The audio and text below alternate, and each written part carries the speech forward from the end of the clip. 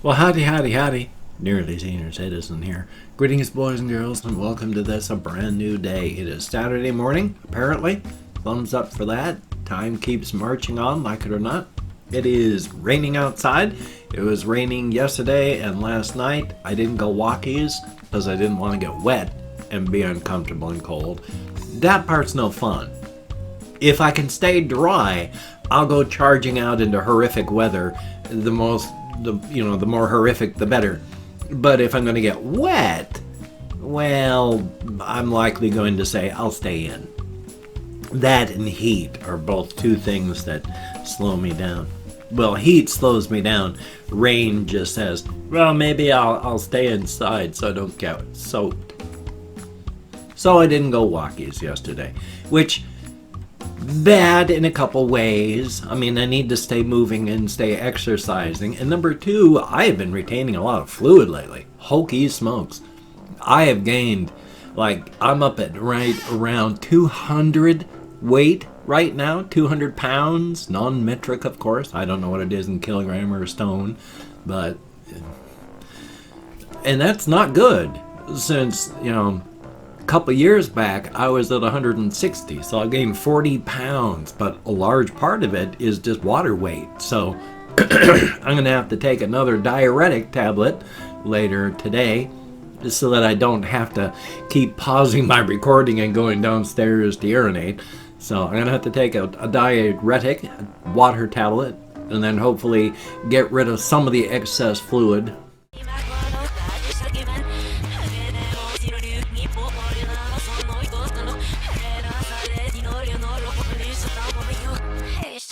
That'll be good. Yay. And I did get confirmation, got a letter from the government. They only hit me with a small bump this last paycheck. And the sword of Damocles is over my head. They might keep taking some out next paycheck, my disability, or they might not. I won't really know until it happens. So, coming toward the beginning of next month, I may be coming up with another oh my god video saying I need help. I don't know. We're going to have to find out. Thumbs up for that. My computer has been super loud. I was just about to start recording about a half hour ago when then suddenly it started going tick tick tick tick tick tick tick tick tick tick tick tick tick tick tick really loud. So I had to start turning it off, turning it on. I put it on its side, picked it back up. So it's quiet now. The reason I put it on its side is back when it used to be really loud before, what I would do is, instead of just stopping it and starting it, is I would take it onto my chair back behind me, put it on its side, take the top off, look inside of it and try to see what was happening. And then when I'd put it back, it wouldn't make that noise anymore.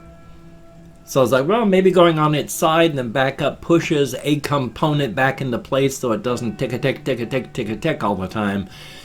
It apparently worked, at least on the short term, so it's likely just a ball bearing and a fan, something like that, or just the fan heats up just right so that when it's at a specific heat, at a specific temperature, the same thing as heat, but it gets a little bit out of place and then ticks against the frame. Could be a ball bearing, could be a lot of things, I don't know. It's been doing this for years and years.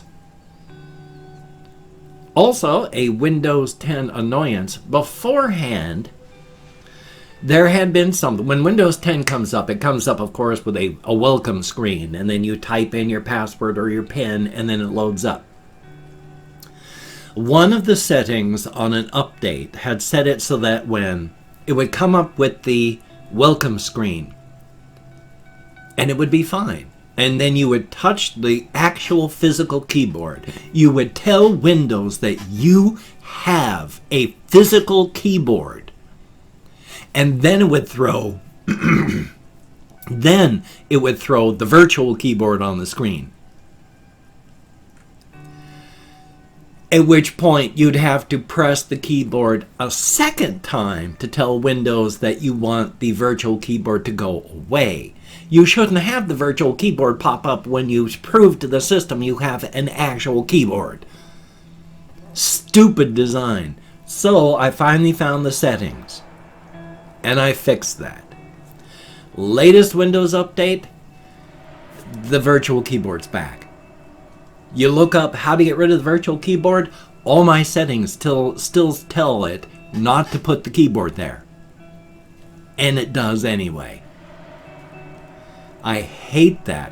What's also ridiculous is I live like, I'm really close to Seattle. I live like 100 miles south of Seattle right now. I used to drive my wife to Seattle whenever she needed to have help done in the hospital. So we're real close to Seattle, which is close to Redmond, which is close to the Microsoft headquarters. So I tell Windows 10 what my physical location is. It has my physical location. It has my my zip code. It's got the longitude and latitude, and if I tell it to automatically apply the time zone, it puts me into Central. What? So I can't tell Windows to take care of my time on its own that way because it'll put me on Central time. Doesn't matter that my time is Pacific time. It'll just change my entire system to be Central. So I've got to tell it not to do that and then apply it on myself. Why my zip code, further west than Redmond is Central, I don't know. But now that I've gotten old man ranting at cloud stuff out of the way, past what I've just been doing, I haven't done much. Yesterday I actually fell asleep in here again, and that messed me up for the whole day. I had a headache all day because of that. I had apparently stopped breathing while I was sleeping because I do that, and I try not to fall asleep in here, but sometimes it happens. I mean, I do not sleep as much as I should. I can't. I have sleep insomnia. I wake up from pain. I get, on a good night, maybe 5 hours. And that's not good. That's not healthy. And my system's catching and locking up again. Oh, joy. Windows 10. I love you so much. So I had a headache all yesterday, and I didn't do anything really because I didn't go walkies, and I didn't make any videos at night. On the other hand, a very, very nice person on Twitter contacted me and said they wanted to do me a nice thing. Was I looking at any computer games that I'd really like to get? And they said they would pick it up depending on price, of course. Well, I don't want to cause anyone any issues. So I just took a look at the games that I've liked and been looking forward to that don't cost much. Now, there's one early access game, Wrath, Aeon of Ruin. It is being made by 3D Realms, the same people that originally had done, Duke Nukem 3D and all that. They've gone back and are reusing on all the games that they're coming out with, and there's a whole resurgence of these retro classic FPSs. They are using a modified quality of life improvements version of the build engine that they used to make Duke Nukem 3D with to make Wrath Aeon of Ruin, just like they've done with, like, I think it's a Quake engine, or is it might not be for a medieval, because they use pixel art. It's all sprites. It's not polygons and models, it's sprites. For a lot of things, not everything. Your weapons are sprites, the attacks are sprites, and that's awesome. It's really, really cool. Wrath, Aeon of Ruin, again, is in early access. It is one of these huge hub world type games. When you start off, you're on a huge hub world. And it's safe so far that I've been able to find. And it, like, opposite ends of what is equivalent, like 2 or 4 football fields like stacked next to each other and then end to end, so it's a huge amount of space. There's a hub here and a hub here, and then there's a hub to unlock. I've gone through a couple of these things. It is confusing. It is weird. They're huge. The levels are absolutely gigantic. I mean, there are secrets and puzzles and things you have to find to continue onward that you haven't seen in games for decades. I have no idea what is going on. I don't know why my character is the way my character is. I don't know why I'm in this weird hub world. I don't know why the monsters are the way they are, because there are some terrifying monsters, horrific things, nightmarish. It's awesome. I played it for hours, made it through like the first 2 hubs. Took a long time. I spent so much time just going, okay, where do I go next? And having to hunt and re-hunt and then find this little secret wall that let me progress. Oh, it's beautiful. Thumbs up for that. Speaking of retro classics, though, I really like and am upset by the game Ion Fury right now. Still, the people that made it, the developers, Void Point, I think is the name, some such like that. At one point, they had popped in some homophobic and transphobic jokes into the environmental stuff. And then when people called them out on that, they had first went, you know, you're right, we're sorry about that, we'll take that stuff out. And then after a little while, they just doubled down on it publicly, said basically, nah, you think this transphobic stuff is bad? Fuck you too. We're keeping it in. So I'm not really thrilled with the Ion Fury devs, and so I'm not really thrilled with playing the game, but I already gave them my money. The game's good.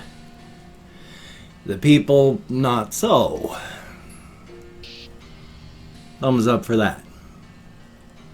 But it's really, really good that we've got all of these retro classic games coming out. I mean, this is literally stuff that I have not seen in decades. What they're doing environmentally with both just making the things and how they look and how the environments act is just stuff I haven't seen in decades. Well, because largely it's not just, hey, we'll make it another military shooter. Give me something new. Computer games give you the option to make anything, almost infinite options. So limiting yourself to just, hey, here's another military shooter, and we're working on a military shooter, and down the line there, we're going to come out with a military shooter. Oh boy, do I miss the 90s and the early 2000s when companies would throw stuff everywhere just to see what would work. And if it worked, they'd follow that. They didn't just go, well, we want all the money. We're just going to refine this one genre until we get all the money. Show me something fascinating, then you've got my money. When you just give me another military shooter, you don't get any more of my money. That's why I'm giving all of my money when I can't afford to buy things to all the little indie markets and the AA studios, because they're making stuff that's fascinating and weird and wild. They're throwing stuff at the wall, see what sticks, and if it does, they follow it. Definitely a thumbs up. Past that though, still just thinking, playing, trying to be creative, went to bed, had some problems getting to sleep, that bloody headache. Thumbs up, finally did fall asleep. So now I'm worried about my health with all the fluid retention, and then haven't been able to go walkies, so that bothers me. I've got an appointment at the cardiologist coming up in like 10 days, so that's good. I got paperwork I still need to fill out on that. It's Saturday though, so thumbs up. Anyway though, have I opened up? I have opened up 24 hours worth of comments in my community tab, and I'm going to go through and thank 20 to 25 people for having left me a comment. I'm not reading the comments right now. I'm just thanking you for having left a comment. Good, bad, or indifferent. The fact is, you took the time, you expended the calories. Thank you very, very much. If I mispronounce a username, no disrespect is intended. I'm an American English speaker. We're just not good at that sort of thing. And with my memory, I'm going to get lost most likely, because even though I count in American Sign Language on the fingers of this hand, with my depression, fibro, and more, oy vey. So let me call up my Chrome. We have Sloan Glover, thank you very, very much. And Anonymous21, greatly appreciated. Arsenic Toxin, thumbs up.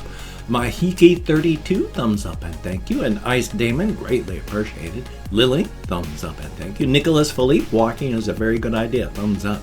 Kathy Kitskat, greatly appreciated. And ears open, things keep good. Juan Ignacio, thank you very, very much. And Jerf, or Yerf, Jerf, thumbs up and thank you. Curfy Lover, LVR, thumbs up and thank you. Sebastian Ferris, greatly appreciated. And Young Prince, thank you very, very much. Stephen Blanchard, good to see you in the comments, thank you.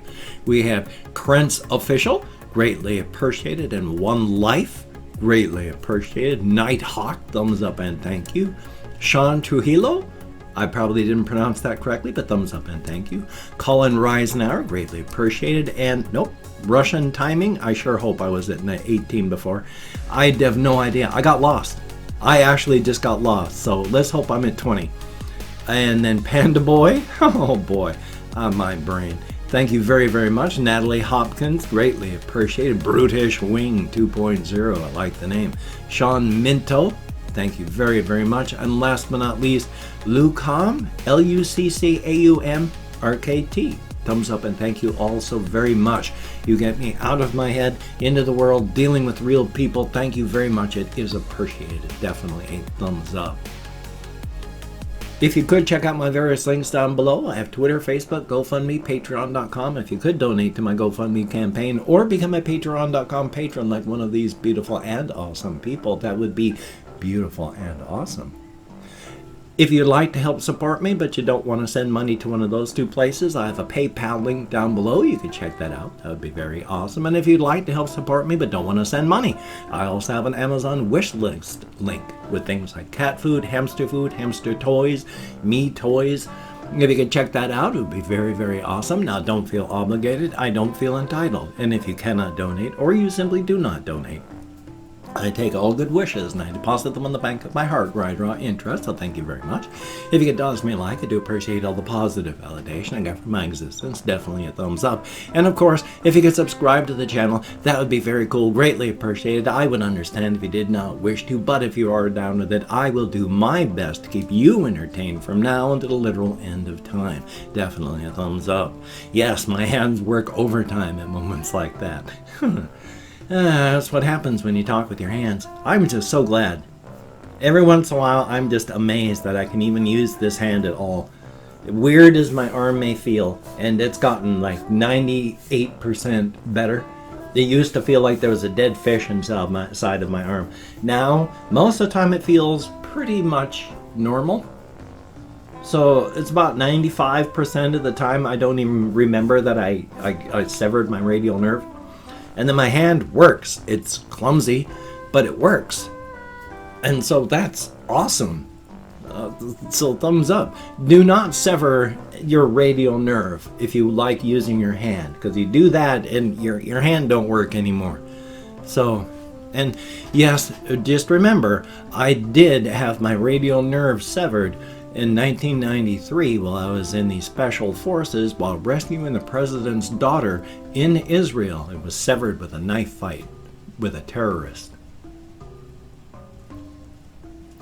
What really happened, of course, is because I kept falling asleep because I couldn't sleep because my wife was dying. I kept falling over in my chair and leaning against the arms of chairs until it severed my radial nerve. All the pressure of the armchairs against my arm there was like rubbing my nerve like a rope against a sharp rock until just one day it went snap.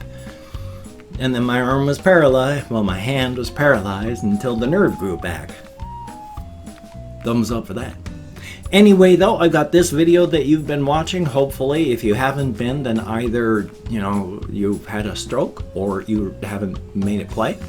And I've got another video to record and render, and then one to edit and render. So I got plenty of stuff. So you take care. Have a great day today. I will see you on the flip side, my friend, and that is a very good thing. Be good to yourself, because beating yourself up is never good. It is just not a good idea. So be good and take care.